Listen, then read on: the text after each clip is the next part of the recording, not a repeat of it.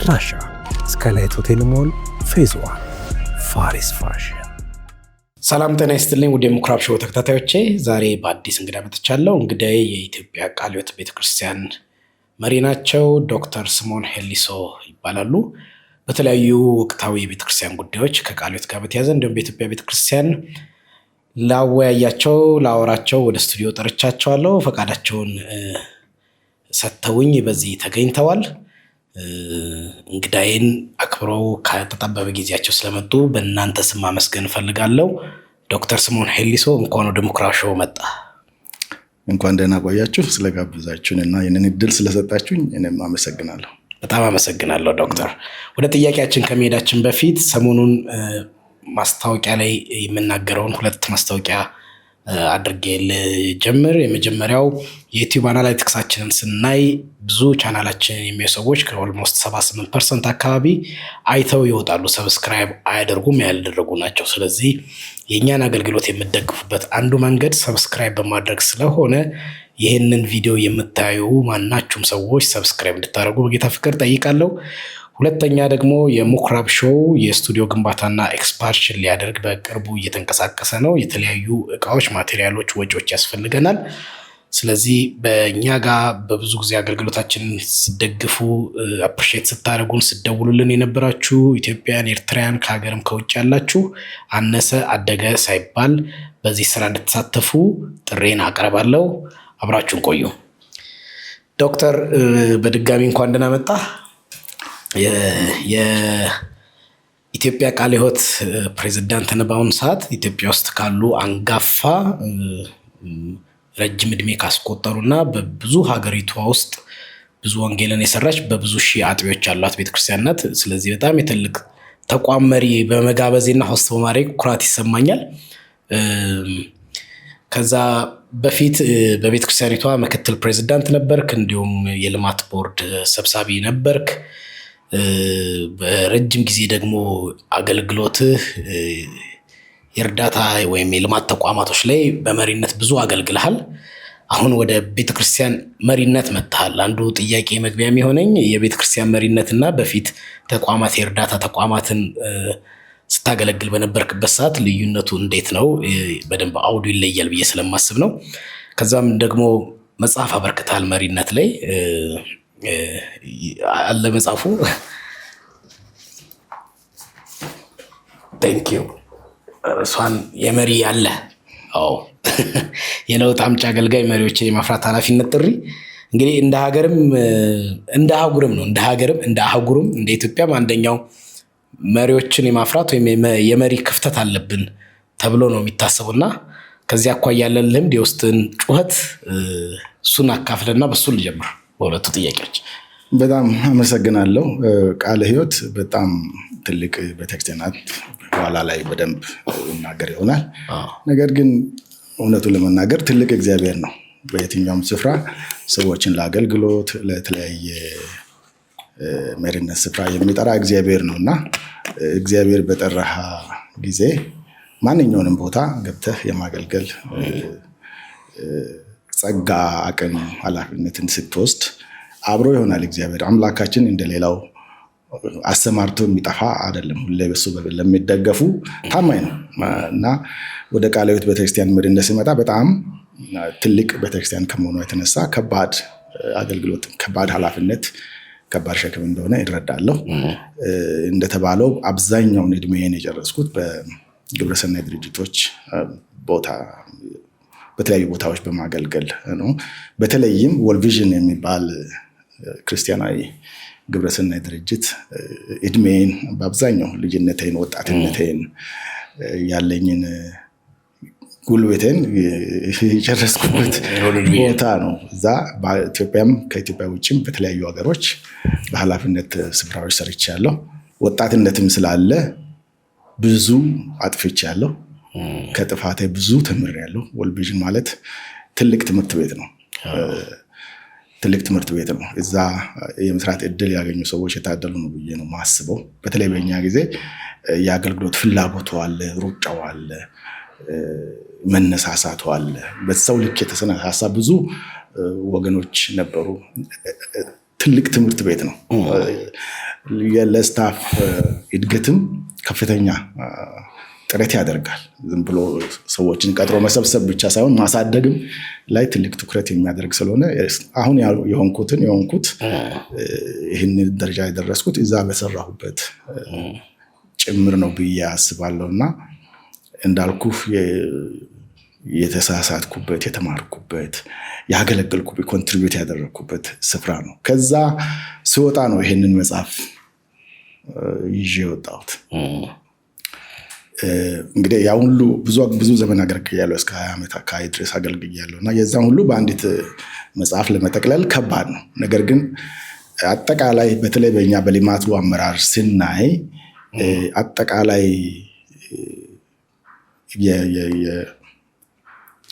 የለውጥ እና የእድገት ቁልፍ ያለው ራስ ጋር እንደሆነ ተረድቼ ነበረ ማለት እችላለሁ።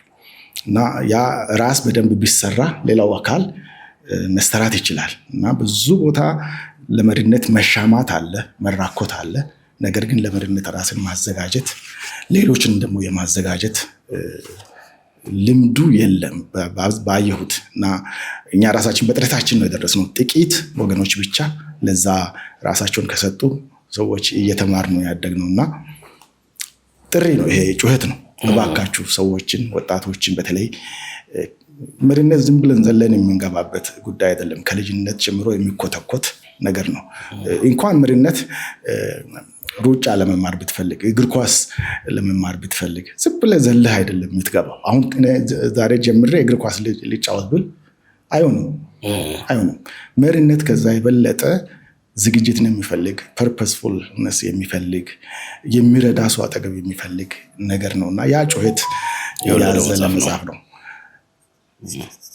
እንደዛ ስለሆነ ወደ ቤተክርስቲያን አመራር ስመጣ፣ ከግብረሰናይ ድርጅቶች አመራር ወደ ቤተክርስቲያን አመራር ስመጣ የሚሸጋገሩ ነገሮች አሉ። ከመሪነት ህይወት ውስጥ ወደ ተለያየ ስፍራ ስትሄድ የሚሸጋገሩ ነገሮች አሉ። ነገር ግን ሁሉ አንድ ነው ማለት አይቻልም። ሁልጊዜ አዲስ ነው፣ አዲስ ነገሮች አሉ። በተለይም ቤተክርስቲያንን ስትወስድ ለየት ያለ ነው። የምትመራቸው ሰዎች ቀጥረህ የሰበሰብካቸው አይደሉም፣ ወይንም በተለያየ መንገድ የመጡ አይደሉም። እነርሱም ጌታን ለማገልገል ተነሳስተው በራሳቸው ፈቃድና ፍላጎት የመጡ የተቻለውን ያክል እያገለገልኩ ነው የሚሉ በተለያየ ሌቨል ያሉ ሰዎችን ነው የምታገለግለው። እንደነ ቃለ ሕይወት ያሉ ደግሞ አብያተ ክርስቲያናት በጣም ትልቅ ናቸው እና መርከብ ይዘህ ስትነዳ ለምሳሌ አንድ ባህር ላይ ትንንሽ ጀልባ ይዘህ መሄድና ትልቅ መርከብ ይዘህ መሄድ በጣም የተለያዩ ነገሮች ናቸው። ትንንሾቹም በአንድ ልታዞራቸው ትችላለህ ወደምትፈልገው አቅጣጫ። ትልልቆቹ ረጅም ርቀት ነው የምትዞረው። መዞርም ከፈለክ ለውጥን ለማምጣት እድገትን ለማምጣት ዛሬው ነው እንዲህ ያርግ ምናምን የሚባል አይደለም። ረጅም ልፋት፣ ረጅም ጥረት የሚጠይቅባቸው ነገሮች አሉ። ለዛ የሚያዘጋጅህ ነገር አለው እስካሁን የነበርክበት ቦታ። ነገር ግን ሁሉ ለዛ ያዘጋጃል ማለት አይቻልም። የቤተክርስቲያን አመራር ትንሽ ከበድ ይላል። ዶክተር፣ የኢትዮጵያ ቃለ ሕይወት ቤተክርስቲያን አንጋፋ ናት፣ ይታወቃል። እንግዲህ በብዙ ሚሊዮን የሚቆጠሩ አባላቶች አሏት፣ አጥቢያዎችም እንደዛው። የኢትዮጵያ አብያተ ክርስቲያናት ህብረት በሚመሰረትበት ጊዜ ትልቁን አንበሳውን ድርሻ ከሚወስዱ ቤተክርስቲያን ናት። ከዛም በኋላ ከህብረቱ ጋር ደግሞ ተለያይታ ለብቻዋ ቆማ ነበር ለሆነ ያህል ጊዜ። ከዛም በኋላ የኢትዮጵያ ወንጌላውያን አማኞች ካውንስል በአዋጅ ጸድቆ ወደ ምስረታ ሲመጣ በሱም ምስረታ የአንበሳውን ድርሻ ከሚወስዱት አብያተ ክርስቲያናት ውስጥ አንዷ ሆና ራሷን ችላ ገብታ ብዙ አስተዋጽኦ አድርጋለች። አጠቃላይ የኢትዮጵያ ቃለ ሕይወት ቤተክርስቲያን አሁን ያለችበት ቁመና ምን ይመስላል? በጣም ጥሩ ጥያቄ ነው። ቁመና ሲባል እንግዲህ ምን መካተት እንዳለበት ይቸገራለሁ። በቁጥር ደረጃ ለምሳሌ እንግለጽ ቢባል በነገራችን ላይ የቁጥር ነገር እንኳንና ቤተክርስቲያን በሀገሪቱም በጣም ችግር ነው። እኔ ስልጠና የትምህርት ኢኮኖሚስት ነኝና ቁጥር በጣም ኢምፖርታንት ነገር ነው። እኛ ቁጥርን እንደፈቀደ ነው የምንናገረው እና በጣም ይቸግራሉ። ሀገሪቱ ውስጥ እንኳን ሰንሰስ ከተካሄደ የ20 ዓመት ሊሆነው ነው እና ስንት ህዝብ እንዳለን እንኳን አቅም 130 ሚሊዮን እንላለን እንጂ ቁጥር በተለያየ መንገድ ይዛባል። እኛ ግን ከተለያየ አቅጣጫ ሰብስበን ባገኘነው መሰረት ከ12,000 በላይ አጥቢያ እንዳላት ወደ 12-13 ሚሊዮን የሚገመት ህዝብ እንዳላት የኢትዮጵያ ቃለ ሕይወት ቤተክርስቲያን እናምናለን፣ እናስባለን። በ16 ትልልቅ ቀጠና እንላለን እኛ 16 ትልልቅ ቀጠናዎች፣ እንደዚሁም በ15 ከቀጠና መለስ ያሉ ሌሎች ቀጠና ደረጃ ገና የሚደርሱ ልዩ ህብረት የምንላቸው አሉ። በዛ የተደራጀች በሀገሪቱ ውስጥ ማለት ነው በተለያየ መንገድ ወደ 30 የሚሆኑ መዋቅሮች የምታስተዳድር ናት። ትልቅ ተቋም ናት። የልማት ምክትል ፕሬዝዳንት በነበርኩበት ጊዜ የልማቱም ኃላፊ ነበርኩና የልማት አገልግሎቷ ቃለ ሕይወት ከተመሰረተች ጀምሮ አብሮ ያለ አገልግሎት ነው እና እኔ እስከሚለቅ ድረስ አድጎ መጥቶ በኮሚሽኑ ጽሕፈት ቤት በኩል በልማት ኮሚሽኑ ብቻ በኩል ወደ በአመት 2 ቢሊዮን ብር አካባቢ ያክል ኢንቨስት እናደርጋለን። ይሄ የቃለ ሕይወት ኮሚሽኑ ዋናው ኮሚሽን ብቻ ነው። የልማት የሚሰሩ ሌሎች ኮሚሽኖች አሁን ለምሳሌ በወላይታ ቀጠና ስር ሌላ እንደዚሁ ኢንቨስት የሚያደርግ ትልቅ የልማት ድርጅት አለ። በእያንዳንዱ አጥቢያ የልማት ስራ አለ። ትምህርት ቤቶች አሉ በቃለ ሕይወት ስር የሚተዳደሩ ወደ 250 እና ከዛ በላይ የሚሆኑ የመንፈሳዊ ትምህርት ቤት ኮሌጆች አሉ። በዩኒቨርሲቲ ደረጃ ሊታሰብ ይችላል። ለምሳሌ ኢትዮጵያን ቴዎሎጂካል ኮሌጅ ኢቲሲ የምንለው ማለት ነው እና እሱን ትመራለች እና በጣም ሰፊ በጣም ትልቅ አገልግሎት እያበረከተች ያለች ቤተክርስቲያን ነች። ቁመና የሚለው ይህም ብቻ ቢሆን ጥሩ ነበረ። ግን የዘመኑ ነገር ይመለከታታል፣ ቃለ ሕይወትንም ይመለከታታል። ብዙ ቻሌንጅ አለ በቤተክርስቲያን ውስጥ። አሁን ለመሪዎች ከባድ የሚሆኑ ብዙ ነገሮች አሉ። በዛ ውስጥ ቃለ ሕይወትም ታልፋለች። በመሪነት መካከል አለመግባባቶች አሉ፣ አለመስማማቶች አሉ። እውነቱን ለመናገር አብዛኛው ጊዜያችንን የሚወስደው ማስታረቅ ነው፣ ማስታረቅ ነው። ይሄ በጣም ትልቅ የቤት ስራ ሆኖብናል። በቤተክርስቲያን ውስጥ የአቅም ችግር አለ። ቃለ ሕይወት እንደሌላው ቤተክርስቲያን አይደለችም። በእርግጥ ሌሎችም አሉ አገር በቀል የሆኑ። እኛ ሙሉ በሙሉ አገር በቀል ነው ብለን የምናምነው አሉ ሚሽናውያን የጀመሩት። ነገር ግን በሚስዮን ድርጅት ተደግፈን አይደለም የምንኖረው። በራሳችን ያ አገር በቀል የሚሆናችን የአቅም ኢሹ አለ። ገና አሁን ነው እየታሰበ ያለው እንዴት ነው አቅም መገንባት የሚያስፈልገው የሚለው ነገር። ከዛ የተነሳ ብዙ ችግሮች አሉ። ልክ እንደ ማንኛውም አብያተ ክርስቲያናት ውስጥ በጣም ፈጣን እድገት ካስመዘገቡት ውስጥ ናትና ለዛ ፈጣን እድገት የሚያስፈልግ መዋቅር፣ ለዛ ፈጣን እድገት የሚያስፈልግ አመራር አዘጋጅታለች ወይ? በጣም ብዙ ጥያቄ አለ። ተዛማጅ የሆነ አመራር፣ ተዛማጅ የሆነ የጥልቀት ያለው ብስለት ያለው መሪ በየስፍራው ማዘጋጀት በእርግጥ እንደሚታስበው ቀደም እንዳልኩት ከ200 በላይ ያሉ ኮሌጆች፣ መንፈሳዊ ኮሌጆች አሉ።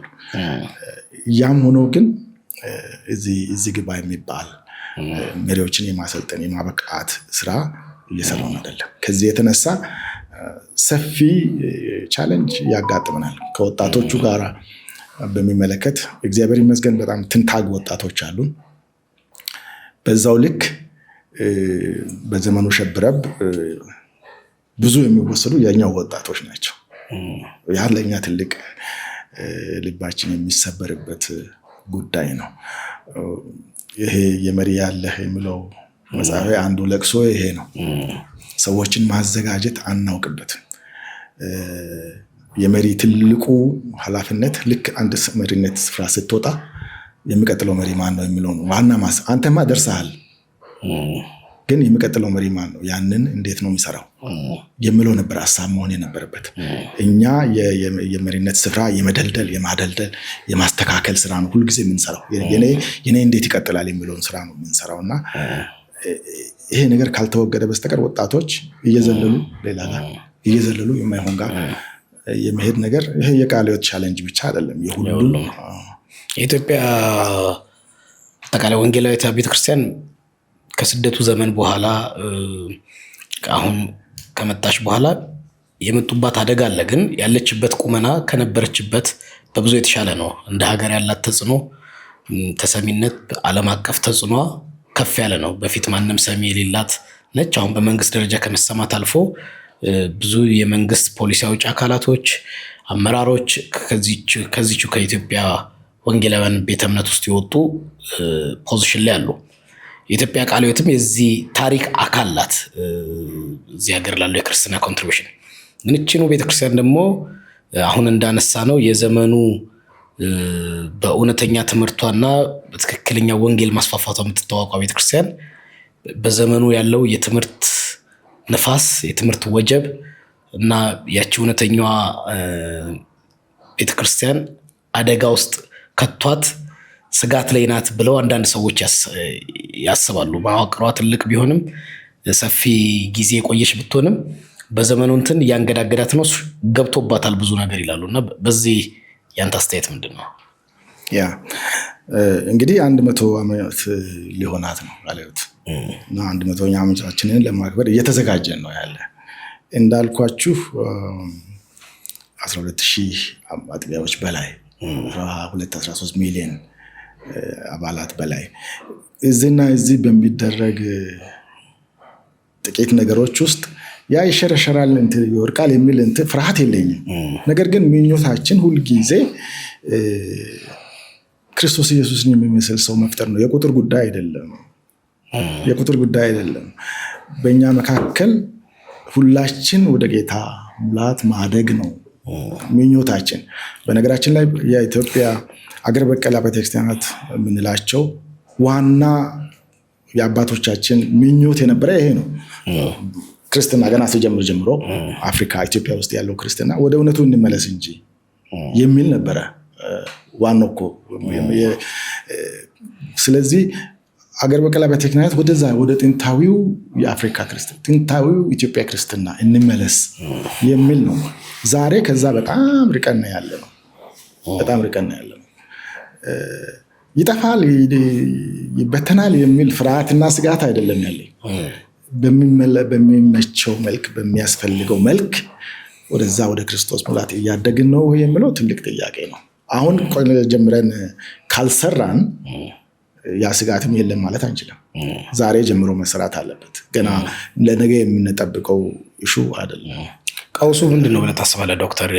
የአመራር ድክመት ነው? የአመራር ችግር ነው? ወይስ ደግሞ ከዚሁ ከአምልኮ ነፃነቱ ጋር እንዳልኩ ከስደቱ ዘመን በኋላ የመጣው ነፃነት ብዙ ቀውስ ከቷታል ቤተክርስቲያንና ከአምልኮ ነፃነቱ ጋር ተያይዞ የመጣው የሐሰት ትምህርት፣ ያደገኛ ልምምዶች ያችንን ቤተክርስቲያን በደንብ ጉባኤ ውስጥ ገብቶ ፈትኗታል። ደግሞ እንዲሁም አገልጋዮች መሀል የሚኖር በጣም በስፋት የሚነሳ ግን እንደ ቀልድ እየታየ የለመድ ነው። አንደኛው በኢትዮጵያ ቤተክርስቲያን ውስጥ የሞራል ውድቀት ነው። ሌሎች የቃለ ሕይወትን በግል ባላቅም ሌሎች ከሚነሱ ቤተክርስቲያናት ጋር በአደባባይ ብዙ ነገር የሚያደርጉ ትዳራቸው የሚፈቱ ሰዎች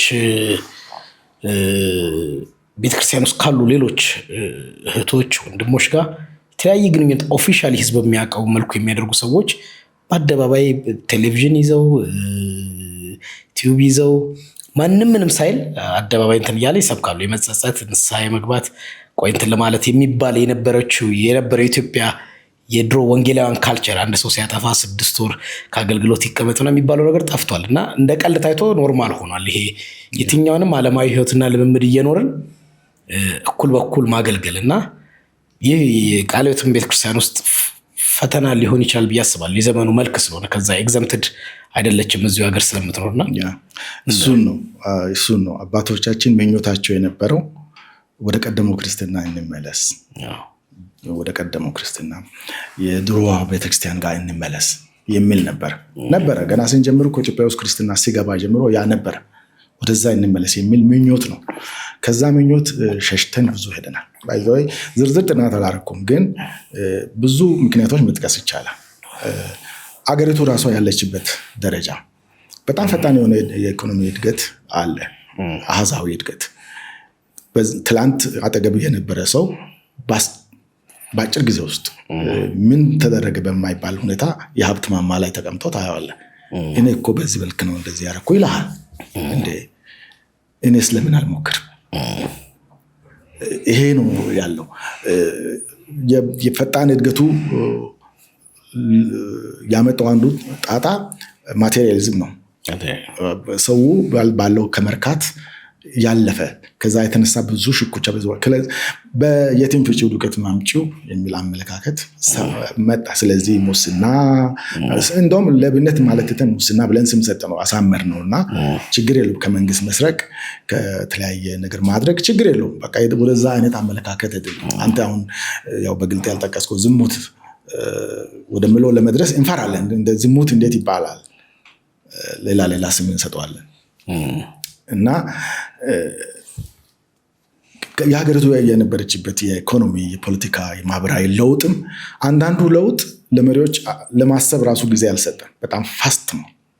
በጣም ፋስት አጠገባቸው ያለው ሰው ሲለወጥ የተለያየ ነገር በጣም ለማሰብም ጊዜ የሌለበት ሁኔታ ላይ ነው። በዛ መካከል በዛ ጊዜ ነው የመጣው አሁን ራሱን ብልጽግና ትምህርት ብሎ የሚጠራው ወይንም የቃል እምነት ብለን የምንጠራው ትምህርት በዛ ጊዜ ነው የመጣው። ልክ እኮ ነው። ለምን ድነት ብቻ ተሰብካለህ? ድነት ሳይሆን ድህነትንም ማጥፋት። እንደውም ድህነትን ማጥፋትን የማይሰብክ ራሱ ድህነትን ነው የሚሰብከው።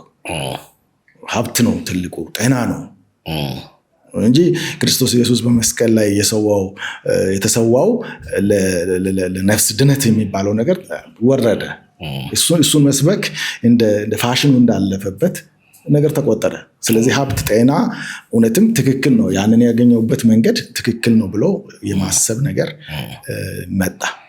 ደግሞም በጣም በግልጽ በሆነ መንገድ በተለይ እነዚህ የግለሰብ አብያተ ክርስቲያናት የምናቸው ላይ ግልጽ በሆነ መንገድ ከመንግስት ፖሊሲና ስትራቴጂ ውጭ ሀብት ሲሰበስቡ ለእነሱ ትክክል ከሆነ ለተራው ምዕመን ትክክል የማይሆንበት ምክንያት ምንድን ነው? ይሄ ለማውራት እየተፈራ ቀስ በቀስ በቤተክርስቲያን ውስጥ እየሰረጸ ያሉትንም የቤተክርስቲያን ልጆች እየሰረቀ የመጣ አስተሳሰብ ሆነ። በቤተክርስቲያን አንዱ አቅም የማጣት ጉዳይ የተከሰተው ያንን ፍለጋ የሚሄዱ ሰዎች በመበርከታቸው ነው። አስራትና መባ በቤተክርስቲያን ከመስጠት ይልቅ እባርካለሁ ምናምን በሚሉት ጋር ሄደህ ብዙ ማውጣት፣ ምክንያቱም ስጥ ይሰጥሃል ተብሎ ይሰበካል። እግዚአብሔር ላንተ የመስጠት ግዴታ አለበት ተብሎ ይሰበካል። ያንን ለመከተል የሚሄዱ ሰዎች ናቸው ቤተክርስቲያንን እያራቅቱ ያሉት እና ያንን ቃለ ሕይወትን አፌክት አያደርጋትም ማለት አንችልም። ያ ችግር አለ። ሞላ፣ ይህንን ክፍተት ሞላ። የነበረውን ክፍተት ይሄ አዲሱ ትምህርት መጣና ሞላ። ሰው ወደዛ ሄደ። እንዳልኩ በቂ መሪዎች አላዘጋጅንም ነበር። በቂ ለዛ የሚሆን የህይወት ለውጥን ላይ ያተኮረ ትምህርት ያለው ነገር አላዘጋጀንም ነበር። ይህንን አምነን መቀበል ያለብን ይመስለኛል። አንድ ነገር አምነን ካልተቀበልን አንነሳም። ሪሊ የስፒሪቹዋል ፎርሜሽን በቤተክርስቲያን ከልጅነት ጀምሮ ሩት ተደርጎ የሚሰራው ስንት ቦታ ነው። የቴዎሎጂ ግራጁዌቶች ሊኖሩን ይችላሉ። ነገር ግን ሁሉም ምዕመን ጥልቀት ያለው ክርስትና እንዲኖር የሚያደርግ የመጽሐፍ ቅዱስ እውቀት ያለው ስንት ቦታ ነው።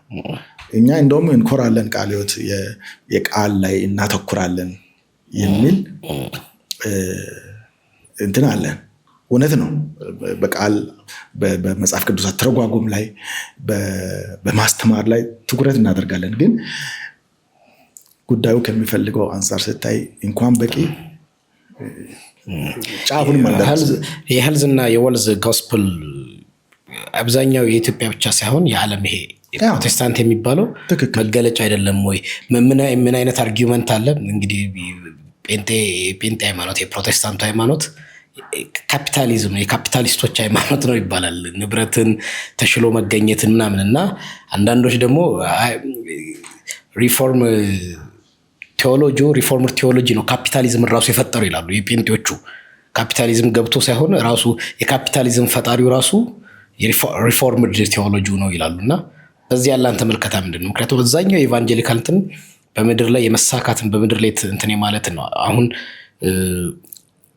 ሄርሜኔቲካሊ ይሄ ትርጉም ሲሰጡ ቅድም ያልከው ለምሳሌ በእርሱ ቁስል እኛ ተፈወስን የሚለውን ሄልዝ ወልዝ ላይ ስለ ስጋ ፈውስ አድርገው ነው የሚያስተምሩት። ያን አክሴፕት የሚያደርጉ ብዙ የኢትዮጵያ ወንጌል አማኞች ውስጥ ቢኬድ መድረኮች ላይ ኢቨን ቃለ ሕይወት የሚኬድ መካነ ኢየሱስ ይሰማል እነኛ ጋር እርሱ ስለኛ ክርስቶስ ስለኛ ድሃ ሆነ። እኔ እንደዛ ትምህርቱ ስለነበርኩ አንድ ከሆነ ቦታ አንድ ቀን የሚያወራው ይሄ ስለዛ አይደለም ሲለኝ ደንግጬ የሰማሁት ማለት የኔን ድህነት ወስዶልኛል መስቀል ላይ ባለጠጋ ሆኛለሁ። ይሄ ኦፊሻሊ ብዙ ቤተክርስቲያን ውስጥ ዲክሌር ይደረጋል እና ክርስቶስ መስቀል ላይ የሰራውን ስራ ድህነቴን ወስዶልኛል የሚለው ስለዚህኛው ስለ ነፍሴ መጎሳቆል ሳይሆን ፋይናንሻል ማቴሪያል ድህነት ተብሎ ኦፊሻሊ ይሰበካል እዚህ ሀገር። ኦልሞስት ብዙ አብያተ ክርስቲያናት ብዙ አማኞች እንደዛ ያምናሉ።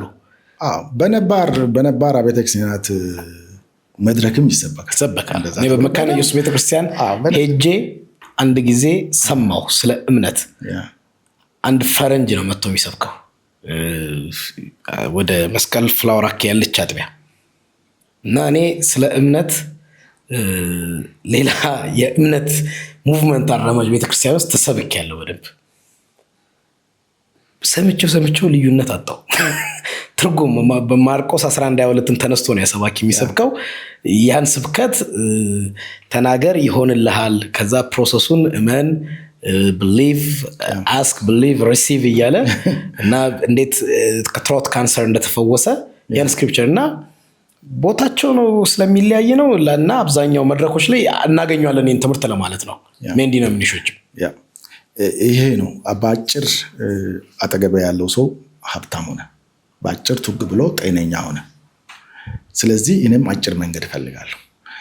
የወንጌላውያን መነሻው ዋናው መነሻው ክርስትና እንደዛ አልነበረም። ሀብታምማ ትሆናለህ፣ ምንም ጥያቄ የለውም እኮ ሀብታም እሆናለሁ፣ ምንም ጥያቄ የለውም። ነገር ግን ሀብትን ታገኛለህ የተባለበት መንገድ በጣም ክሊር ነው። በስዌት ነው የምታገኘው። የእጅህን ስራ ይባርካል ነው የተባለው። ያለ ስራ አሜን ሀው ምናምን ብለህ ከአየር ላይ የምትሰበስበው ሀብት የለም። ይህንን ፊት ለፊት የማስተማር ነገር ወንጌላዊ ክርስትና እኮ ካፒታሊዝምን ፈጠረ የምንለው ያለ ምክንያት አይደለም። አምጣ ጌታ ሆይ ምናምን ብሎ በአየር ላይ ዘለው በመጨበጥ አይደለም የተሰበሰበው። ሃርድ ወርክ፣ በጣም ጥልቅ የሆነ ለስራ ክብርነት የተሰዋ ከዛ እግዚአብሔር የእጅን ስራ ይባርካል ብሎ በመስራት ነው የተገኘው። ያ ስራን እኮ እንድንጠላ አደረገ ይሄ ስብከት። አንተ የምትለው በቃ ምንም ችግር የለውም፣ አንተ የንጉስ ልጅ ነህ፣ ምንም ችግር የለውም የሚል አመለካከት ስራን እንዲጠላ፣ ወጣቱ ከስራ ይልቅ ወደ ሌላ ነገር እንዲሄድ ያደረገ አይነት አመለካከት ነው። ይህንን ዝም ብለን ይዘን ደግሞ ይጠቀሳል። ወደ እንዳልከው የመጽሐፍ ቅዱስ ክፍል ይጠቀሳል። እኔ ቴዎሎጂያን ስላልሆንኩ እነዛ አንተ የምትጠቅሳቸውን ክፍሎች መጥቀስ አልችልም፣ ግን ይጠቀስልሃል። ስለዚህ እውነትም ጥልቀት ያለው ክርስትና ይሄ ነው ወይ ብሎ የሚያስብ ሰው እየጠፋ መጣ። እግዚአብሔር እኮ ይፈውሳል፣ ምንም ጥያቄ የለውም። ጤንነትን እኮ ጌታ ኢየሱስ ክርስቶስ በምድር ላይ በሚመላለስ ጊዜ እየፈወሰ ነው ሄደው። ያንን ደግሞ ስልጣን ለህዝቡ አሳልፎ ሰጥቷል። እንደ ትልቅ ነገር ብዙ ጊዜ ተጠይቄ አውቃለሁ። አንተ ለምን እንደዛ ትላለህ? አጋንንትን አንተ አሁን ታስወጣለህ? እንደ ከባድ ነገር ይሄ ይጠየቃል። አጋንንትን ማስወጣት እኮ ለክርስቲያን ሁሉ የተሰጠ ጌታን በመቀበሉ የተሰጠ ነገር ነው። ሂዱ ተብለሃል። ፍጥረት ሁሉ ወንጌልን ስበኩ፣ ድሆች ላይ እጃችሁን ጫኑ ይፈወሳሉ ተብሎ አጋንንትን አስወጡ። ይሄ እኮ ለሁሉ የተሰጠ ነው። ለጥቂት 2 እና 3 አገልጋዮች ወይንም ለቃለ ሕይወት ፕሬዝዳንት የተሰጠ አገልግሎት አይደለም። ለማንኛውም ምዕመን የተሰጠ አገልግሎት ነው። እዛ ይልቅ ሰዎችን አምላክ ማድረግ አዝማሚያ እንዲበረታ የተደረገበት አሁን ደግሞ ሚዲያውም አግዟል። እናንተም አላችሁ እዚህ ታሟሙቃላችሁ እና ሰዎችን አምላክ ማድረግ እሱ ጋር ነው ያለው ጸጋ፣ እሱ ጋር ነው ያለው ፈውስ፣ እሱ ጋር ነው ያለው ትምህርት የሚል ነገር የበረታበት ዘመን ላይ ደርሰናል። ከክርስቶስ ኢየሱስ ጋር እኮ እግዚአብሔር ያልሰጠን ነገር የለም። ደርሶ የማግኘት ነገር ግን ህይወትን ይጠይቃል። ማጭበርበርን አይደለም። በብዙ ቃላት ደርድሮ ማሳመን አይደለም። ህይወትን ይጠይቃል፣ ጥረትን ይጠይቃል፣ መስዋዕትነትን ይጠይቃል። ሰዎች እኮ ለወንጌል ሲባል ሞተዋል እኮ፣ በመጋዝ ተቆርጠዋል እኮ ለወንጌል። አስፈላጊ ከሆነ ከክርስቶስ ኢየሱስ ጋር ለመቆም እኮ ራስን መስጠት ያስፈልጋል። እኛ ግን በአጀብ ካለድን እንላለን። ያ ነው ወንጌል። የአንተ ቤተክርስቲያን አገልጋይ ተመልከት ጫማ የለውም እየተባለ ይሰበካል። አይ ወንጌል ማለት ህይወትን መስጠት እንዳለበት፣ ለሌላው ራስን አሳልፎ መሰዋት እንዳለበት፣ ይሄን ከሰበክ ኋላ ቀር ነው። የኢትዮጵያ ቤተክርስቲያን ስህተትን የምታረምበት መንገድ እስከዛሬው እንትን ልክ አይደለም ብለው የሚከራከሩ ሰዎች አሉ። በተለይ የቀደሙቱ ቤተክርስቲያን ወደ ውስጣቸው ሳይመለከቱ ውጭ ያሉትን ሰዎች ብቻ ሐሰተኛ፣ ስህተተኛ ምናምን እያሉ እነሱ ጤነኛ ሌላውን አውጋዥ ይሆናሉ። አንዳንዶች ግን የኢትዮጵያ ቤተክርስቲያን አጠቃላይ የወንጌል ንጣፉ ሁሉም ነው መማከር ያለበት፣ ሁሉም ጋር ነው ችግሩ ያለው። እገሌ የሚባለው ግሩፕ እና እገሌ የሚጋረው ብራድም እና የሆነ ግሩፕ ጤነኛ በጣም ነኝ ይላል እንትን ነው እና ያንን ልናረምበት የሄድንበት መንገድ ስልቱ ችግር አለበት። ኢፍ ውጤት አላመጣም መቀየር አለብን ብለው አርጊውመንት የሚያነሱ አሉ። እንደ ቃለ ሕይወት አይነት ደግሞ ትላልቅ ቤተክርስቲያኖች አንዱ ችግሩ ቅይጥነት ነው። ታች ያሉ የአጥቢያ ቤተክርስቲያናት ላይ ቤተክርስቲያኒቱ ከምታምንበት ስነ መለኮት ቴዎሎጂ አቋም ውጪ የሆኑ አገልጋዮች ይጋበዛሉ። መሪዎች በገንዘብ በተለያየ መንገድ ይወዳጃሉ፣ በወዳጅነት እንትን ይላሉ። ከሚያምኑበት ውጪ የኢትዮጵያ ቃለ ሕይወትን እስከማውቀው ነብይ የምትሾም አይመስለኝም። በእንትኗ ግን ነብይ ተብሎ የተሾሙ ብዙ ሰዎች በኢትዮጵያ ቃለ ሕይወት ቤተክርስቲያን ያገለግላሉ። ከሌሎች ቤተ እምነት እና ከዶክትሪን ዋጋ የሚፋረሱ ሰዎች፣ ከቤዚክ አማዶች ዋጋ የሚፋረሱ ሰዎች ያገለግላሉ። እና ይሄ ቃለ ሕይወት ያለ ችግር ነው። ግን አጠቃላይ ሚስተት ሁለቱን እስቲ መልስልኝ። ብዙ ቦታ የሚታይ ችግር ነው። ከረንት ላይ ራሱ እያጋጠመን ያለ ችግር ነው። እናንተ ትክክል አይደላችሁም እና ሌሎችን ትክክል አይደላችሁም አትበሉ የሚለው ላይ ብዙም አልስማማም። ቢያንስ ትክክል አይደላችሁም ማለት አለብን፣ ግዴታ ማለት አለብን። አንዱ ችግር ቅድም የሆነ ጥያቄ ጠይቀኝ ነበር፣ ሌሎችን ተቋማት መምራትና ቤተክርስቲያንን መምራት በምን ይለያል ብለህ። አንዱ በጣም ትልቁ ችግር ኢንስቲትዩሽን አልፈጠርንም፣ ጠንካራ ተቋማዊ የሆነ አሰራርን አልፈጠርንም። ለምሳሌ የስተት ትምህርቶች በምድሪቱ ላይ እንደተንሰራፉ ከድሮ ጀምሮ እያስቸገሩን እንዳለ እናውቃለን። የስተት ትምህርትን ለመከላከል ምንድን ነው የፈጠርነው ተቋም? ሰዎችን በግል ደረጃ ቴዎሎጂ ከማስተማር ውጭ በእውነት አቃቤ እምነትን በትክክል አድርጎ የሚሰራ የፈጠርነው ቃለ ሕይወት እንግዲህ ካሉት ቤተ እምነቶች ትልቋ ናት ብለን ነው የምናምነው። ምናልባት ከኢትዮጵያ ኦርቶዶክስ ቤተክርስቲያን ቀጥሎ በክርስትና በህዝብ ብዛት፣ በተቋማት ብዛት በዛ ደረጃ አለች ብለን ነው የምናምነው። ቃለ ሕይወት የላትም የአቃቤ እምነት ተቋም፣ በተቋም ደረጃ የመሰረት ነው የላትም። ቃለ ሕይወት ከሌላት ደግሞ ሌሎችም የላቸው። ጥቂት ወገኖች መፍጨርጨር እየሰሩ ያሉ አሉ። ለምሳሌ ሰዎች ስም መጥቀስ ይችላሉ። እነ ዶክተር ተስፋዬ ሮበሌ የቃለ ሕይወት ልጆች ናቸው። አቃቤ እምነትን እንስራ ብሎ ይፍጨረጨራሉ። በእንደዛ መተው ነበረበት ወይ? ቤተክርስቲያን ይህንን ኃላፊነት ወስዳ መስራት የለባትም ወይ? ያ ኢንስቲቱሽናል የሆነ ስራ የለንም። ከዛ የተነሳ ነው እንደተፈለገ የሚኮነው። አንዱን ሰው ተመለስ እንዳትለው ምን አለ አንተ ይልሃል። ለዛ የተዘጋጀ ነገር ገና ዲቨሎፕ አላደረግንም። እግዚአብሔር በረዳን ወደዛ ማደግ ይኖርብናል።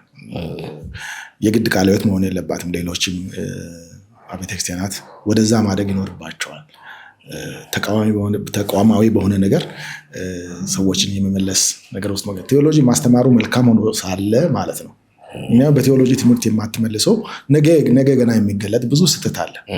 እየከፋ ነው እንጂ የሚሄደው እየተሻሻለ ይሄዳል የሚል እምነት የለንም እና ያንን መቋቋም የሚችል ማዘጋጀት ይኖርብናል እና እናንተ ትክክል አይደላችሁም እና ትክክል አይደላችሁም አትበሉን የሚለው ልክ አይመጣም።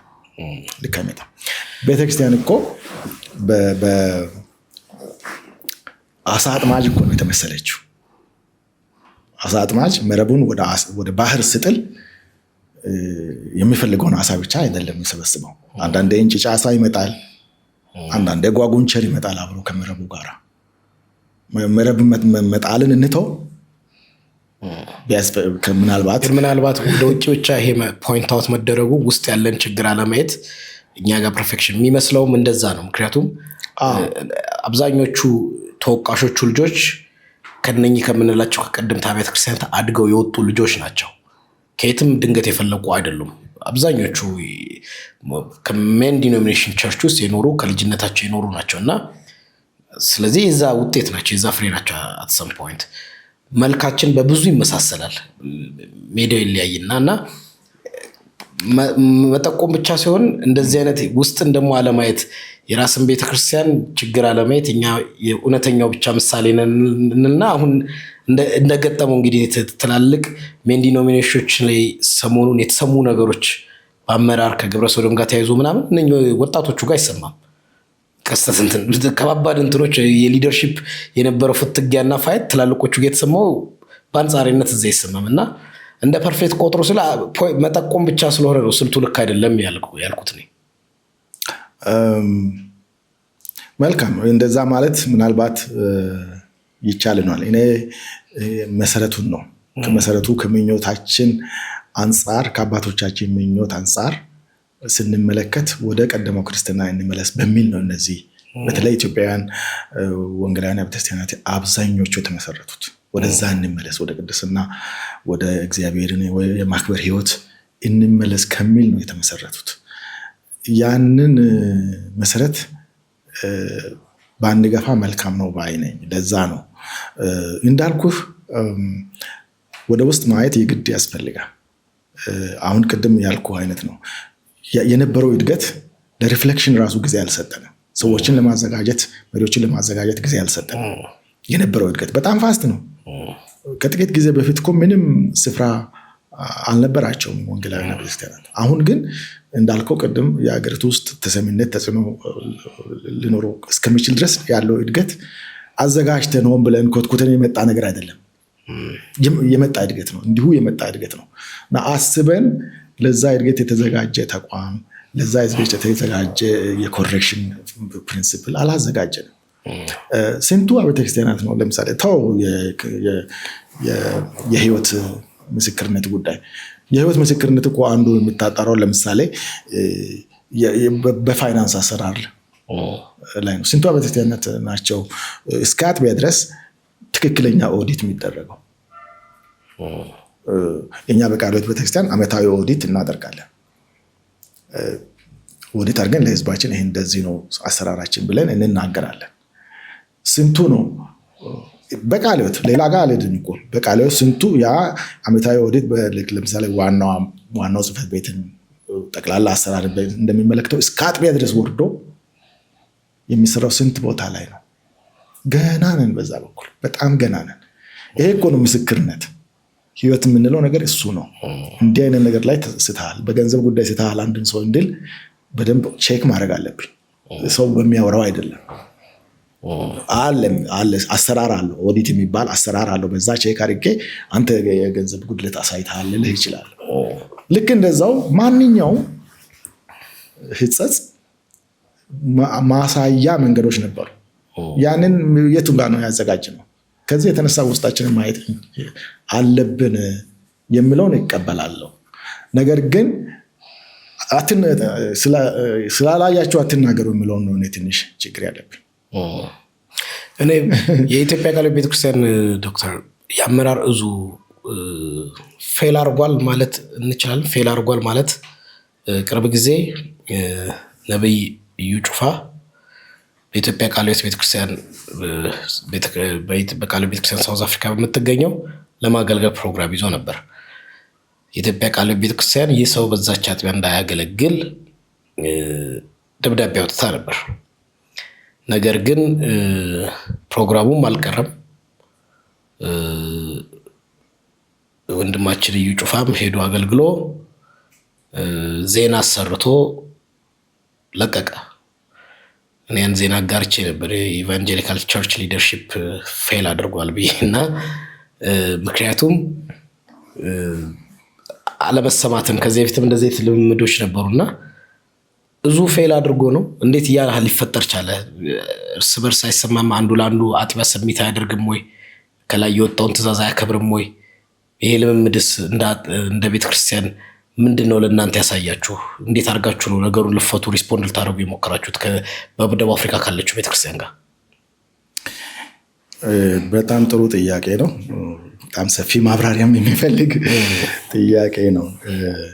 የኢትዮጵያ ቃለ ሕይወት ቤተክርስቲያን ትንሽ ከሌሎቹ ወንጌላውያን ቤተክርስቲያናት የምትለየው በጣም ያልተማከለ አስተዳደርና አመራር ነው ያላት። ይሄ ደግሞ በጣም የምንወደው በጣም ለየት የሚያደርገን ነገር ስለሆነ የምንወደው አሰራራችን ነው።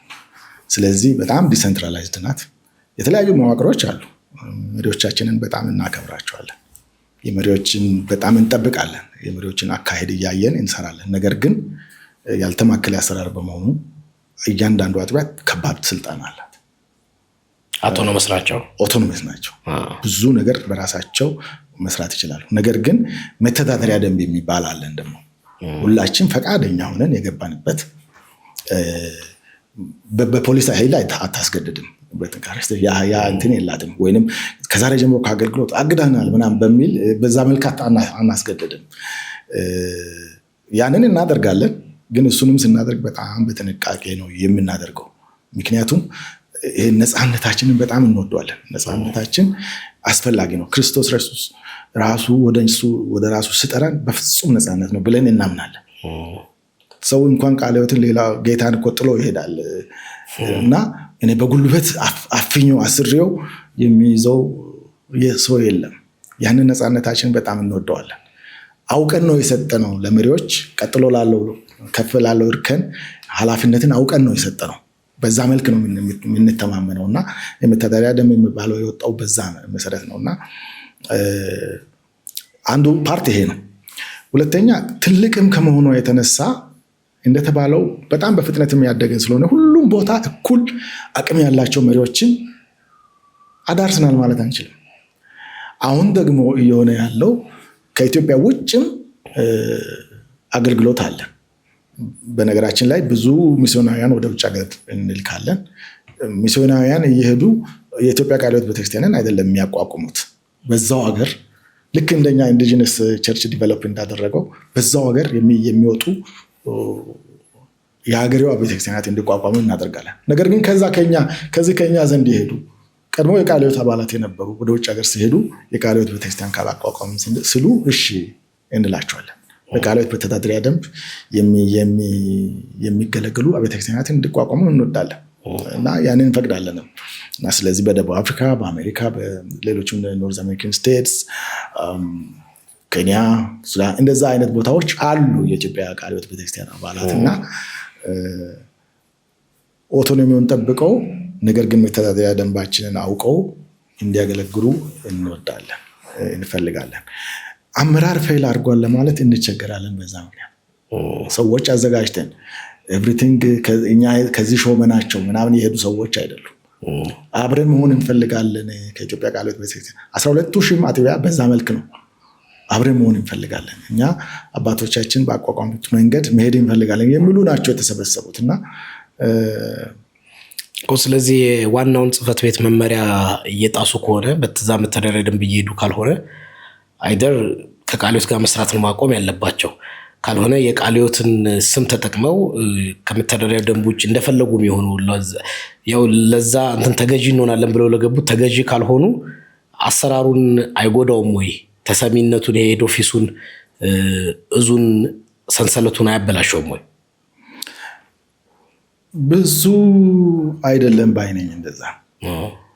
እስካሁን የመጣውን 100 ዓመት ታሪኳን ብትመለከት በእንደዛ አይነት በጉልበት ተይዞ ታስሮ ተጣፍንጎ የመጣ አይደለም። ይሄ አባቶቻችን ቀድመው የተከሉት የዛ የቅድስና ፍላጎትና መሻት ነው የያዘው። ለክርስቶስ ኢየሱስ ወንጌል ያለው ለቃሉ ታማኝነት ያለው ነገር ነው የያዘው። እኛ እዛ ላይ ብንደገፍ ይሻለናል ባይነን። እነዚህ ሰዎች አስተምረንም ባይዘይ በደንብ አድርጎ መተደንቡ ስልጣን ይሰጣል። ቀጥተን የመመለስ አስተምረን የመመለስ ስልጣን ይሰጣል። ያንን ስልጣን አንጠቀምም ማለት አይደለም። አሁን ምን እርምጃ ወሰዳችሁ የሚለው ላይ እንዳትመጣ እንጂ ያንን ይሰጣል። ወደ ደቡብ አፍሪካ ሄደንም ጭምር ለምን እንደሆነ ጥናት እናደርጋለን። ሌሎችም እንደዛ የሚያደርጉ ከሆነ ሳይሆን በፊት መከላከል እንሞክራለን። ከሆነ በኋላ ግን መፍጨርጨሩ እና መመራገጡ የሚመጣው ይኸው ግለሰብ እዩ ጩፋ ለወጣችሁበት መግለጫ ምላሽ ሰጥቶ ነበር በአደባባይ።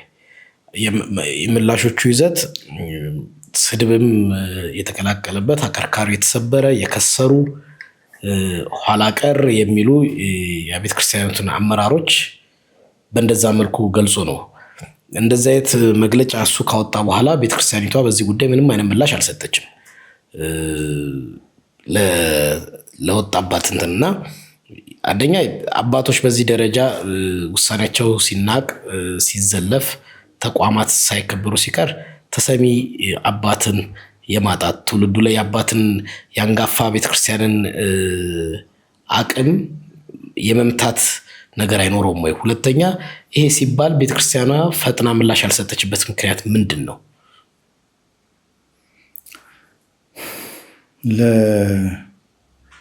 ለሁሉ ነገር ምላሽ እንስጥ ወይ ነው ጥያቄው።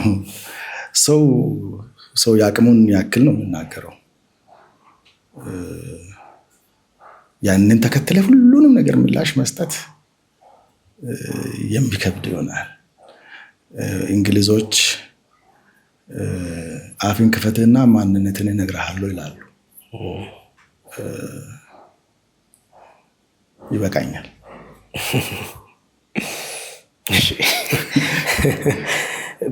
እንዲሁ ከሰሞኑ ተነስቶ ሐዋሳ ቃለ ሕይወት ቤተክርስቲያን እንደዚሁ እግድ አውጥታ ነበር። እግድ አላወጣችም፣ በእርግጥ እንዳላወጣች ተናግራለች። አውጥታ ነበር ማህበራዊ ሚዲያ ላይ ቄስ ዶክተር ገመቺስ ደስታን አገልግሎት ከያዘች በኋላ እንደተሰረዘ ነው። ከሳቸው ጋር ቅርብ ጊዜ ቃለ መጠይቅ ነበረኝ። የነበረውን ሂደት አስረድተዋል። ቤተክርስቲያን የሐዋሳ ቃለ ሕይወት ቤተክርስቲያን ያን ሂደት ባለመስማማትና ባለመግባባት እንደቀረ ፕሮግራሙና ከዛ በኋላ በማህበራዊ ሚዲያ ስለሳቸው የሚዘዋወረው ነገር ግን የቤተክርስቲያኒቱ አቋም እንዳልሆነ ገልጻ አውጥታለች። እና ይሄ ተደጋጋሚ እንትን ከመጣውን አገልጋይ ጋብዞ ታገደ ተባለ። ቃለ ሕይወት ጀግና ናት፣ በዩ ጩፋ በጣም ብናዝንም ብለው ሌሎች ያን በጣም አድቮኬት አደረጉ። ቃለ ሕይወት ደግሞ ደብዳቤ ወጣች፣ አይ እኔ ያላገድኩም አለች። የግለሰቡም አገልግሎት ላይ የሚፈጥረው ነገር ይኖራል በሐሰት። ሁለተኛ ቶሎ ወደ እግድ ወደሚለው ስቴፕስ መሄድ ትክክለኛ ባህል ነው ወይ? እንደዚህ ነገር ኢንተርቴን መደረጉስ ልክ ነው ወይ? እንዴት ታይዋለህ? እሱንስ ከዚሁ ጋር ስለሚያዝ ማገድ ትክክለኛ ነው። እንዳልኩህ አላዘጋጀንም። ሰዎችን በደንብ አዘጋጅተን እንደዚህ የሚባል ስህተት አለ ከዚህ ተጠበቁ የሚል ገና እየሰራ ነው ያለ ነው። እሱንም ቢሆን አሁን ነው ገና እየተጀመረ ያለው። አላዘጋጀንም። ትኩረታችን የነበረው ቴዎሎጂ ማስተማር ነው። ትኩረታችን የነበረው መሰረታዊ መሰረታዊ ትምህርት ሰው ጌታን ከተቀበለ በኋላ እንዴት ነው የጥምቀት ትምህርት፣ የአገልግሎት ትምህርት የምንላቸው አሉ መሰረታዊ ትምህርት። ነገር ግን ሰው ራሱን እንዴት ነው ከስህተት የሚከላከለው? በተለይ አዳዲስ ስህተቶች ሲመጡ እንዴት አድርጎ ነው የሚመዝነው የምለውን ነገር አላዘጋጀንም። ስለዚህ በጊዜያዊነት ማገዱን እንቀጥላለን፣ ምንም ጥያቄ የለውም። ስለዚህ በእርግጥ አግዳ ክርስቲያኒቷ ወይስ በኋላ ደብዳቤ ግን ከእሱን እንመጣበታል። እንደተባለው እገሌ ያለ የስም ዝርዝር እየሰጠህ የማገድ አካሄድ ደግሞ አንደግፍም። እንዴት ብለህ ስንቱን ዘርዝረህ ትችላለህ? አንድ መልካም ነገር የሚታይበት አገልጋይ በአንድ በኩል ስህተት አለው፣ በአንድ በኩል ድክመት አለው። ያ ሁሉ ዘርዝረህ አግደህ አትችልም። ከዚህ የተነሳ እገሌን አታስገቡ እገሌን ምናምን እያሉ አድርጎ አሁን ይላሉ አንዳንድ አጥቢያዎቻችን፣ በቃ እሺ ማንጋብዛቸውን ሰዎች ዝርዝር ላኩልን ይላሉ። እንደዛ የሚባል ነገር አይኖርም። ያ ሳይሆን የምናግዳቸውን ትምህርቶች ነው ማሰብ ያለብን። የምናግዳቸውን የህይወት ልምምዶች ነው ማሰብ ያለብን። ከመጽሐፍ ቅዱስ ተጻራሪ ሆኖ የቆሙ የህይወት ልምምዶችን ያለ ፍርሃት እናግዳለን። ምን ይመጣል? የቀረ ይቅር። ከመጽሐፍ ቅዱሳችን ተጻራሪ የሆኑ ትምህርቶችን ያለ ፍርሃት እናግዳቸዋለን። ምን ይመጣል? የሐዋሳውን በተመለከተ በራሳቸው ምክንያት ነው። እግዚአብሔር ይመስገን ብዙ ግርግር ሳይፈጠር ያ ፕሮግራም ተካሂዶ ቢሆን ኖሮ ሌላ ተጨማሪ ግርግር ነበረ። ኦልሬዲ እየተነሳ ስለነበረ ማለት ነው። በመቅረቱ ደስ ብሎናል። ቤተክርስቲያን አግዳው ምናምን አይደለም። እሱ ነግረውናል፣ እንደዛ ብሎ ለእኛም ነግረውናል። በማህበራዊ ሚዲያ ራሳቸው ገልጦልናል። ከሌላ ምክንያት የተነሳ ነው ያ የቀረውና ኦልሬዲ ጥያቄ ካለ ያንን ጥያቄ ሳይመለስ ለአገልጋዩ መልካም አይሆንም። አንድ ጥቂት ጥያቄ ካለ እኔ አሁን አንድ ቦታ ለማገልገል ቢሄድ ትንሽ ጥያቄ ካለ እዛ ቦታ ቢቆም ምንድነው ትርፉ?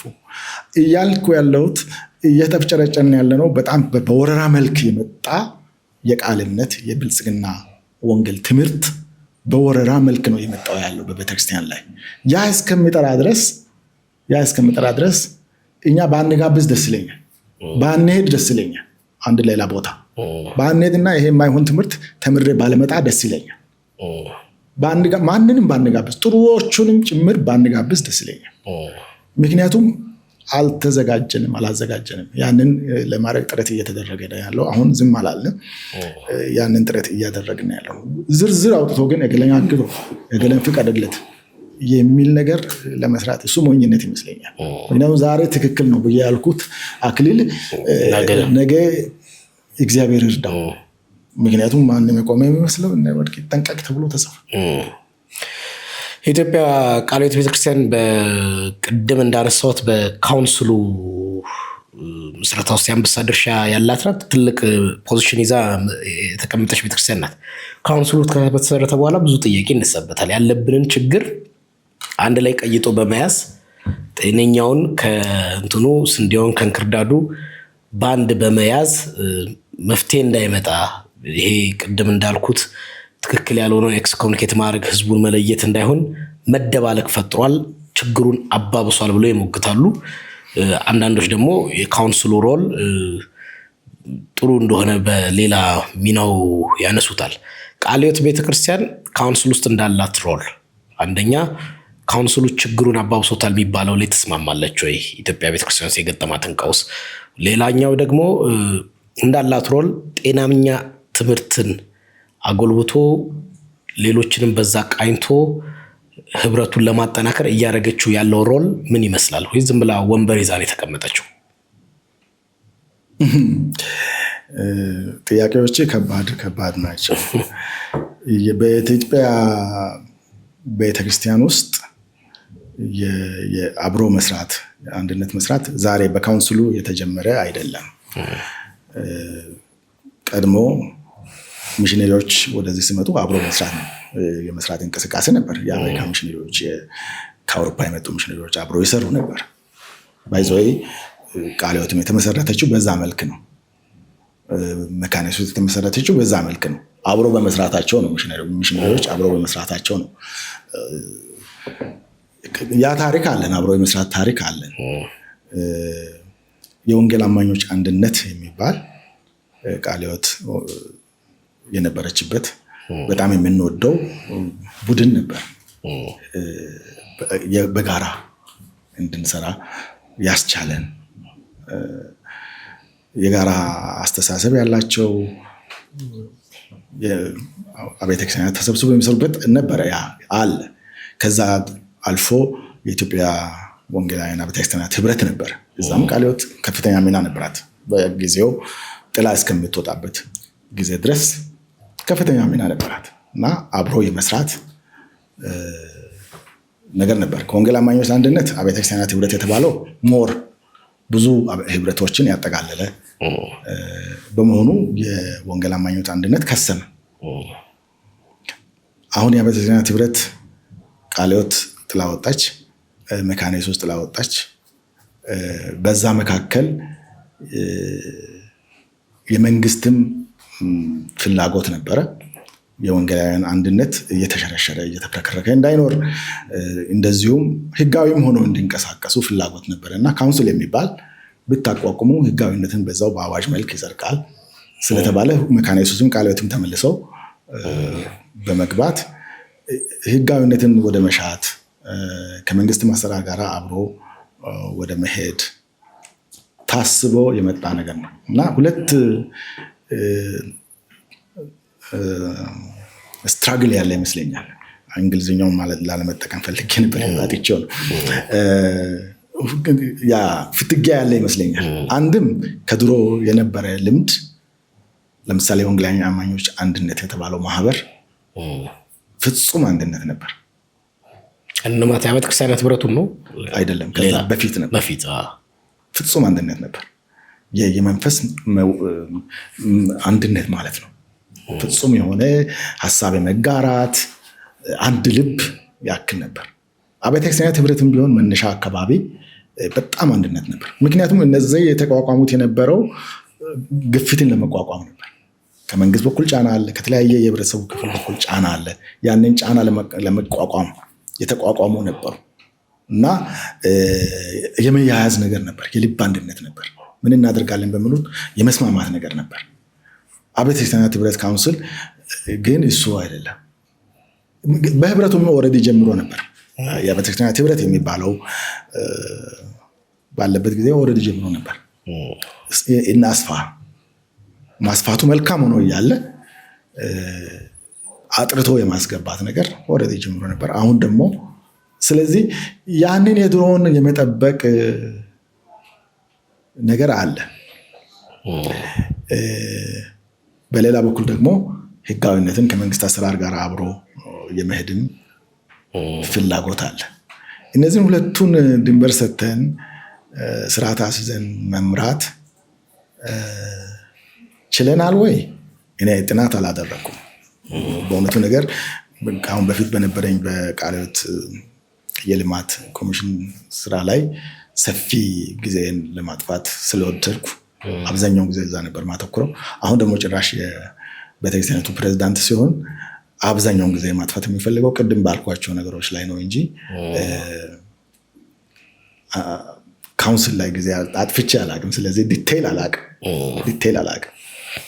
እሺ ዶክተር፣ ኢትዮጵያ ቤተክርስቲያን አባቶች፣ ትላልቅ አመራሮች ተቋማዊ ስልጣን፣ ዝና፣ ገንዘብ ፈተና ሆኖባቸዋል ወይም ደግሞ እሱን ፍለጋ ስተት ተብለው ከሚፈረጁት አካባቢ ሲገኙ ሲውሉ ይታያል። ከዛ ደብል ስታንዳርድነት፣ ሁለት መልክ መኖር ይታያል። አንድ ቦታ የሚያወግዙትን በሌላ ቦታ ወዳጅ ናቸው።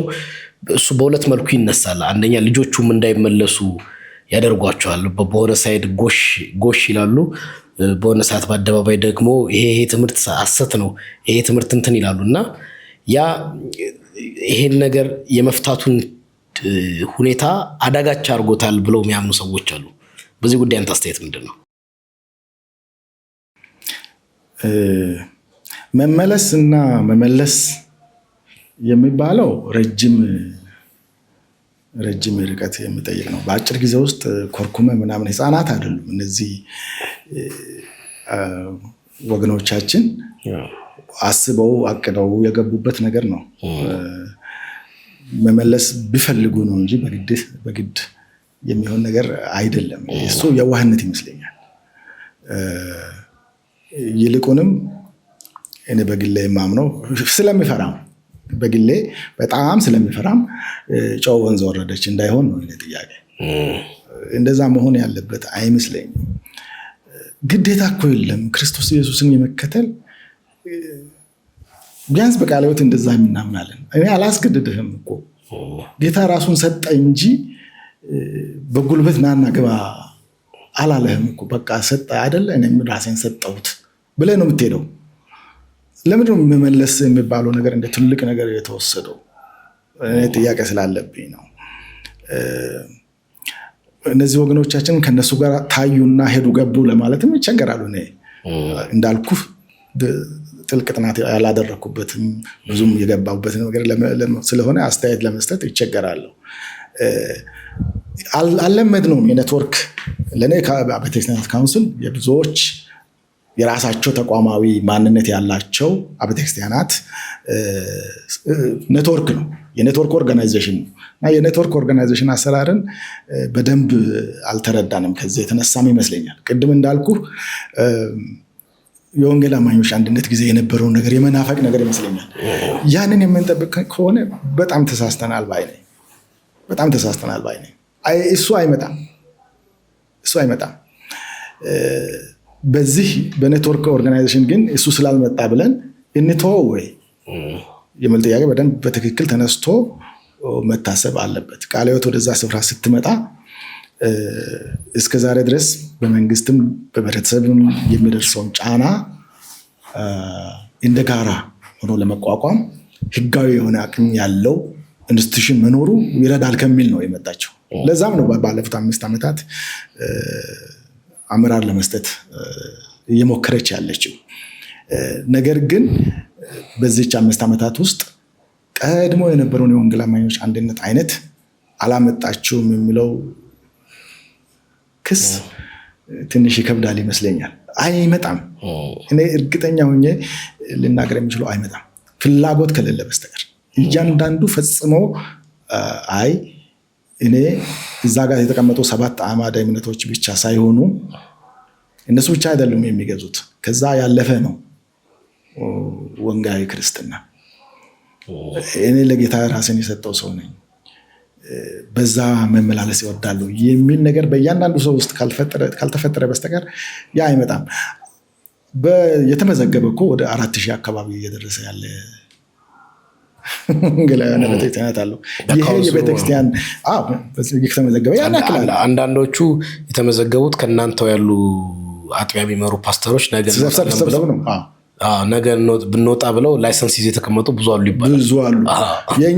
የእኛኑ ምዕመናን ሊስት አድርገው 100 ነው የሚፈለገው። ሊስት አድርገህ ፍርማ አድርገህ መመዝገብ ትችላለህ። እንደዛ ያደረጉ በጣም በብዛት አሉ። ያንን ሁሉ በቃ ልክ እንደ ድሮ አንድ እናረጋለን በአጭር ጊዜ ውስጥ የሚለውን ነገር ረገብ ብናረገው ደስ ይለኛል። ያ አይደለም። የአስተዳደር ነገር መስራት እንችላለን ከመንግስት ጋር።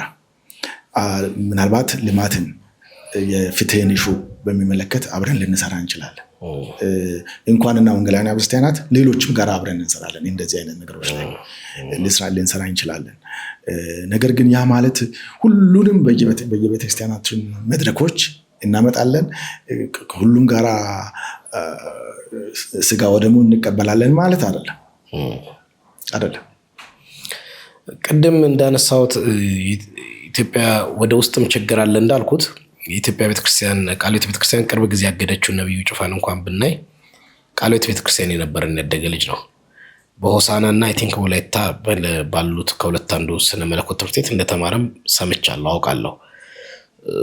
ሌሎችን በእንደዚህ ትምህርት ሐሰተኛ ትምህርት፣ አደገኛ ልምምዶች የሚከሰሱ ብዙ ሰዎች ከዛች ቤተክርስቲያን የወጡ ናቸው እና እንደ ቤተክርስቲያን የቱ ጋር ነው ፌል ያደረግነው? ምንድነው ችግሩ?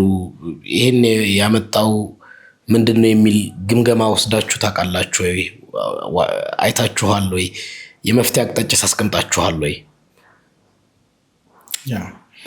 ያው ከፋይል ከጀመርነው አሁንም እንሳሳታለን ባይ ነኝ። ፋይል አድርገን ቢሆን ኖሮ ለምንድን ነው 12000 አጥቢያ የደረስነው በ100 ዓመት ውስጥ? ፋይል አድርገን ቢሆን ኖሮ በሚሊዮኖች የሚቆጠሩ ሰዎች ለምንድን ነው ቃለ ሕይወት ነን የሚሉት ወር መካነ ኢየሱስ ነን የሚሉት? ከፋይል ባንነሳ ቤተክርስቲያን የምትሰራው ነገር እየሰራች ነው ያለው። ያ በቂ ነው ወይ? አይደለም፣ በቂ አይደለም። በተቋም ደረጃ እነዚህን ነገሮች ለማስተካከል አልሰራንም። እነዚህን ነገሮች መስራት ይጠበቅብናል። ዩኒፋይ የሚያደርግ ትምህርት እኔ ቃለ ሕይወት ብቻ አይደለም እኮ ሌሎችም ጋር ህዝቡን አንድ የሚያደርግ ትምህርት ገና የለንም። ነገሮች የነገሮች ለውጥ እኛ ከምንዘጋጅ በላይ ፍጥነት እየሆነብን ተቸግረናል። ያ አለ። እነዚህ አብዛኞቹ ከቃለ ሕይወት ወጡ የስህተት አስተማሪዎች የሚባለውን ነገር እሰማለሁ። እውነቱን ለመናገር እገሌ ነው ብዬ ለመናገር አሁንም የለኝም፣ እውቀቱ የለኝም። ግን የሚሰማው አለ። ያው እሳት በሌለበት ጭስ አይታይምና ይኖራል ብዬ ገምታለሁ። ነገር ግን ቃሉ እንደምናገር መለየትን የሚፈልግ ምኞቱን ይከተላል ይላል። ምኞቱን ተከትሎ የወጣውን ሁሉ ተከትዬ አይደለም ሬስፖንስ ለማዘጋጀት የሚሄደው። ያ ሳይሆን መሰረታዊ ነገሮችን ግን የተውናቸዋል። እነዛ ነገሮች ላይ ተመልሰን መስራት አለብን። ምን ያክል ውጤት ያመጣል አሁንም አላውቅም። ነገር ግን እኛ ባለን ጊዜ ጌታ በረዳን መጠን እየጮህን ማለት ነው ስህተት ስናይ እየጮህን ነገሮችን እናዘጋጃለን። ወንድማችን እዩ ጩፋ ስለሆነ አይደለም እገሌ የሚባል ትልቅ ሰው ቦታ ያለ ማንም ይሁን ማን እየጮህን ስራችንን እንሰራለን የሚል አቋም ነው ያለኝ። ዶክተር የመጨረሻ ጥያቄ ይሆነልኝ። የኢትዮጵያ ቤተክርስቲያን አሁን ካለችበት ከዚህ ውስብስብ ችግር ወጥታ የወንጌል ተልኳን ለመፈጸምና ለመገስገስ ምን ማድረግ አለባት? ምን የመፍትሄ አቅጣጫ ይኖራል ብለህ ታምናለህ? መፍትሄውስ የተረጋገጠ ነው ወይ? በእርግጥ ለውጥ እናመጣለን ከዚህ ካለንበት ቀውስ? አንዳንዶች የወንጌላውያኑ ክርስትና አብቅቶለታል፣ አማራጭ ወንጌል ሶሳይቲ ያስፈልገናል ብለው ይሞግታሉ። በቃ ኦልሬዲ ሊነሳ በማይችልበት ሁኔታ ነው። በመሪዎቹ ተከድቷል፣ በአባቶቹ ተከድቷል፣ ብዙ ነገሮች ጠልቀው ገብተው ተበላሽቷል ይላሉና ይህን ሁሉ አራግፋ የሚነሳውን እንትን ለመገስገስ ምን ማድረግ አለባት? ተስፋ ሳለ ወይ? ተስፋ ባይኖረው እኮ እንደዚህ አታይቀኝም። መጀመሪያውኑ ተስፋ መኖሩን የሚያሳይ በነገራችን ላይ ቤተክርስቲያን የጌታ ናት። አሁን ጊዜው እየረበሸ በሰዎች ስም የሚጠሩ ስማቸውን ለመጥራት የሚያስቸግሩ ቤተክርስቲያናት መብዛታቸው አይደለም ዋናው ችግር። ቤተክርስቲያን የክርስቶስ ኢየሱስ ናት፣ አካሉ ናት። ኢትዮጵያ ያለችው ቤተክርስቲያን፣ ሌሎችም ሀገር ያለችው ቤተክርስቲያን ራሷ ክርስቶስ ነው። አንድ ቦታ ትደክም ይሆናል፣ አንድ ቦታ አካል መታመም ያጋጥመዋል። ራሱ ግን ኢንታክት ነው። ጌታ ይመስገን ኢንታክት ነው እና ያንን ጠግኖ የማዳን አቅምም ጉልበትም ጥበብም አለው ብለን እናምናለን። ያ ባይሆንማ ለምንድነው ጊዜያችንን የምናጠፋው? እግዚአብሔር በሰጠን እድል ቅድም እንዳልኩት ብዙ ተቋማዊ ለውጦችን ማምጣት በሚችል ደረጃ ለመስራት እየሞከርን ነው ያለው። በቅርቡ የኢትዮጵያ ቃለ ሕይወት ቤተክርስቲያን ጉዳይ መናገር እንችላለን። በቅርቡ የመተዳደሪያ ደንባችንን እንደገና አሻሽለን አውጥተናል። ይሄን ነፃነታችንን እየጠበቅን ነገር ግን ማዕከላዊነታችንን እንዳይረሳ ለማድረግ የሚያስችል አዲስም ባንለው ቀድሞ የነበረውን ትንሽ ጠንከር የማድረግ ስራ ሰርተናል። ለእኔ ይሄ ትልቅ ነገር ነው። በቤተክርስቲያን የልማት አገልግሎት የእኛም ቤተክርስቲያን ዲፋይን የሚያደርገው እሱ ነው። የልማት አገልግሎት በመንግስትም ግፊት በተለያየ ነገር ወጣ ካለበት መለስ እንዲል በቤተክርስቲያን ስር እንዲተዳደር የማድረግ ስራ ተሰርቷል። ቃለ ሕይወት ቤተክርስቲያን የምትታወቀው በወንጌል እንደ ጌታን ተቀበለ ሰው ወደ ወንጌል መሰማራት ነው የሚፈልገው። ያንን የሚያጠናክር ሚሽንን መደገፍ ብቻ ሳይሆን እያንዳንዱ ሰው ሚስዮናዊ እንዲሆን፣ እያንዳንዱ አጥቢያ ሚስዮናዊ እንድትሆን የማድረግ ስራ እየተሰራ ነው ያለው። ቅድም እንዳልኩት ትምህርትን ዝም ብሎ ቴዎሎጂ ብቻ ላይ ካለመተው እስከ እያንዳንዱ ግለሰብ የእግዚአብሔር ቃል ትምህርት እያንዳንዱ ግለሰብ ድረስ ጠብ የሚልበትን መስመር እየሰራን ያለ ነው። ሌሎችን ተቋማዊ ነገሮች ቃለ ሕይወት ብቻውን የማትችለውን አብረን ከሌሎች ጋር እንሰራለን ብለናል። ያ ተስፋ ባይኖርማ ለምንድን ነው ጊዜን ማጠፋው? እኔ እኮ ጊዜ ውድ ነው፣ እግዚአብሔር ይመስገን። ሌላ ቦታ በጣም ውጤታማ ስራ መስራት ይችላል። እዚህ ጋር ለምንድን ነው ጊዜን ማጠፋው? ያ ተስፋ አለን ባይ ነኝ። ቤተክርስቲያን አልሞተችም። እንኳን መሞት እዛና እዚህ ያለው ስክራች ሊያሳስበን ቢገባ እንጂ ተስፋ ሊያስቆርጠን ወይንም እጅግ ሊያንገዳግደን አይገባም ባይ ነኝ።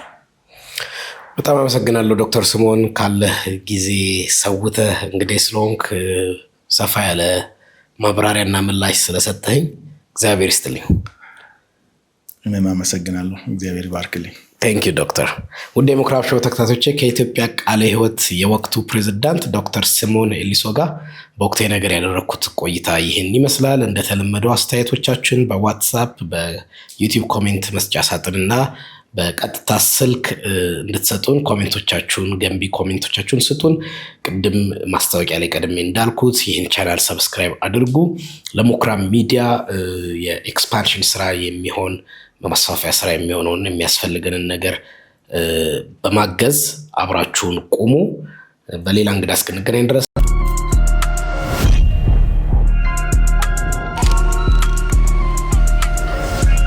ፋሪስ ፋሽን አድራሻ ስካይላይት ሆቴል ሞል ፌዝ 1 ፋሪስ ፋሽን